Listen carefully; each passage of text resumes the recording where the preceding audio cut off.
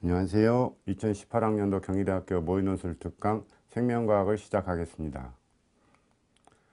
먼저 출제 개요는 고교 생명과학 1과 2의 기본 개념을 이해하고 있는지를 기반으로 하여 통합적 사고틀 안에서 이를 응용할 수 있는지를 통해 학생들의 창의력과 해석력 그리고 설명 능력을 특정할 수 있도록 출제되었습니다.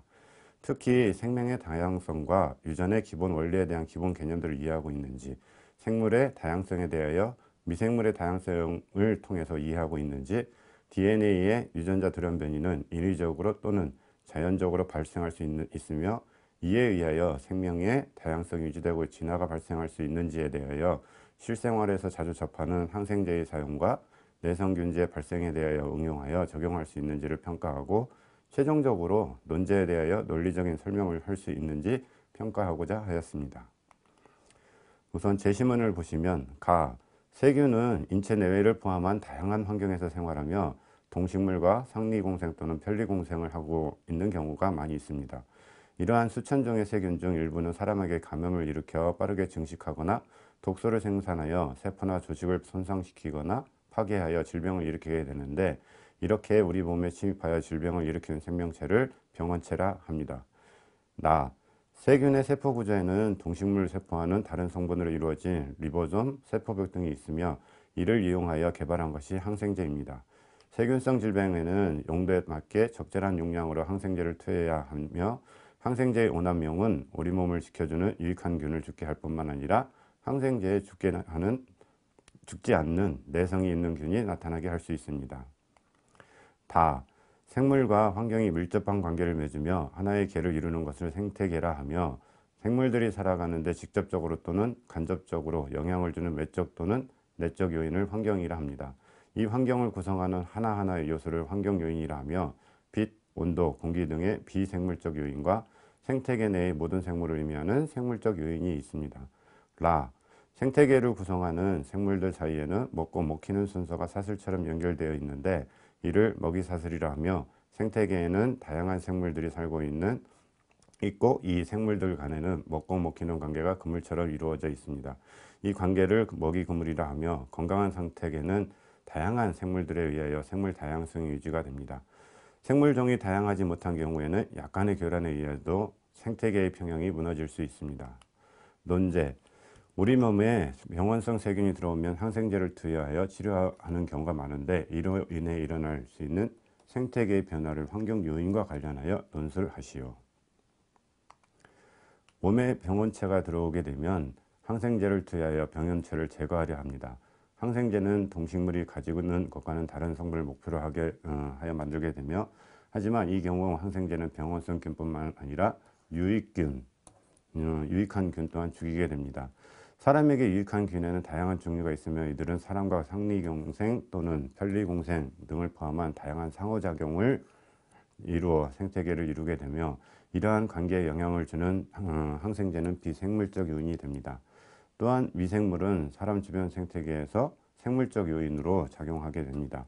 비생물적 요인인 항생제에 의하여 생물적인 요인인 미생물의 변화가 발생하게 되며, 이는 결과적으로 생태계를 교란하게 되어 사람에게도 영향을 줄 수 있게 됩니다.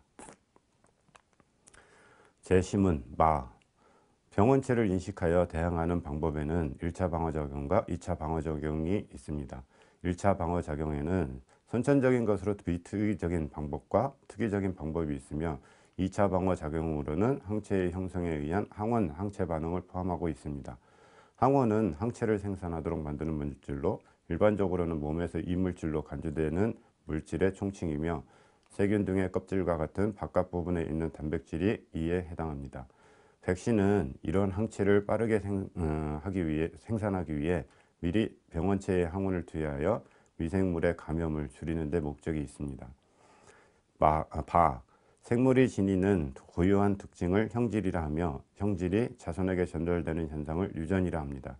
유전 물질은 세포 속에 들어있는 물질로 종종 끈이나 막대 모양의 염색체를 관찰할 수 있으며, 염색체는 생물마다 특정한 개수로 존재하고 DNA와 단백질로 이루어져 있습니다. DNA 중에서 특정 부위가 생물의 형질에 대한 유전 정보를 담고 있으며 이를 유전자로 작용하게 됩니다. 유전자는 복제된 후 분열에 의해 각 딸세포로 전달되어 생물의 형질을 결정하고 생명활동을 조절하게 됩니다.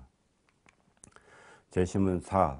생물체에서 분모의 계통에 없던 새로운 형질이 나타나 유전되는 현상을 돌연변이라 하며, 돌연변이가 일어나는 이유 중 하나는 염색체상의 유전자의 이상 때문입니다.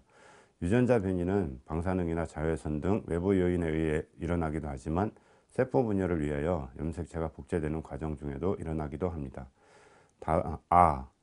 다윈의 자연 선택설에 의하면 생물은 주어진 생활 환경에서 실제 생존할 수 있는 것보다 더 많은 수의 자손을 생산하며 서식 환경의 제한에 의해 필연적으로 생존 경쟁이 발생합니다. 집단의 개체들 간에는 형질에서 조금씩 차이가 다른 변이들이 존재하기 때문에 환경에 대한 적응력에 차이가 있게 되며, 환경에 적응하여 생존에 유리한 개체는 살아남아 자손을 남기게 됩니다. 하지만 경쟁에서 진 개체들은 도태되어 결국 사라지게 됩니다. 이와 같이 생존에 유리한 개체가 자손을 남기는 과정을 자연선택이라 하며, 진화 과정은 결국 생존 경쟁에서 살아남은 개체의 유전 형질이 자손에게 유전되고, 이 과정이 거듭되는 동안 누적되어 진화가 일어난다는 것입니다. 논제 2. 생물의 경우 병원체에 의한 면역 반응에 문제가 발생하여 면역 반응을 보이지 않는 경우도 있으며, 이와 반대로 병원체의 항원이 바뀌게 되어 면역 반응을 보이지 않는 경우도 있습니다. 특정 질병을 예방하기 위해 백신을 맞고 실제 병원체가 침입했을 때 백신이 작용하지 않는다면 그 이유가 무엇인지 논술하시오. 백신은 미리 병원체에 대한 항원을 미리 투여해야 하여 이에 대한 항체를 미리 만들어 놓게 합니다.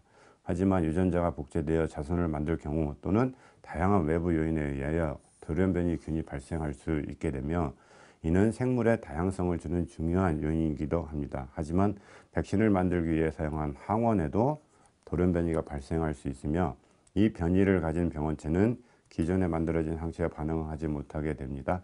따라서 이 변이균은 백신의 작용을 피할 수 있게 되어 병을 일으킬 수 있게 됩니다. 논제 3. 항생제의 오남용에 의하여 내성균의 발생이 증가하는 이유를 자연선택설에 근거하여 논술하시오.